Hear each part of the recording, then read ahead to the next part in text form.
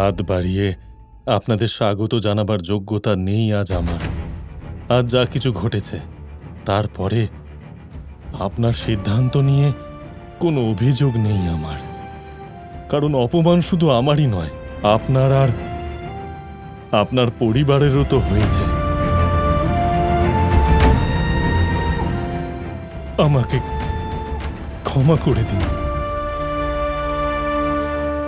এই সম্বন্ধের ব্যাপারে আপনি যা সিদ্ধান্ত নেবেন সেটা আমি মাথা পেতে নেব। ঠিকই বলেছেন আপনি। যা কিছু হয়েছে তারপর আমাদের মা বাবার চিন্তা তো অনেক, কিন্তু আমাদের সন্তানের ইচ্ছে তার থেকেও বেশি। আমার পুত্র উমেশ এখনো আপনার কন্যা রাধাকেই বিবাহ করতে চায়।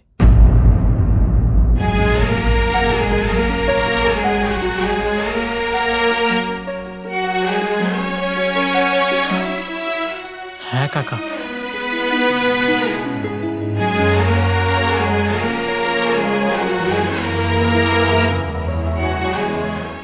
আপনারা হয়তো ভাবছেন যে আমি এত কিছু দেখার পরেও এই বিবাহের জন্য কি করে রাজি?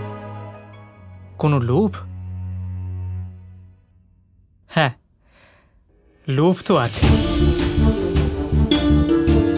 লোভ এক এমন জীবন সঙ্গিনী পাওয়ার যার মনে কোনো ছলনা নেই, পাপ নেই, যার কাছে সত্যের প্রাধান্যই সবচেয়ে বেশি, যে নিজের ভুল লুকোয় না বরং স্বীকার করে।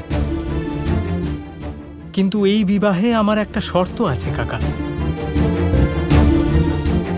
আর সেই শর্ত হচ্ছে এই সম্বন্ধের জন্য রাধাকেও রাজি হতে হবে।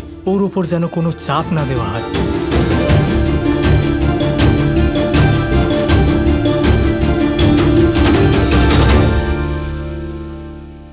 আমি রাজি উমেশ, আমি রাজি উমেশ,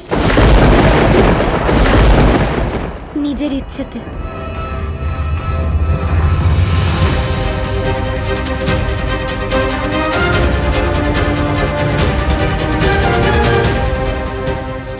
ক্ষমা চাইছি, আমার মূর্খতার জন্য আপনাদের ছোট হতে হলো।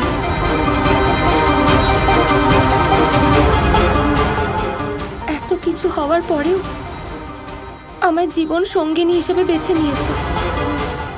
তোমাকে অনেক অনেক ধন্যবাদ।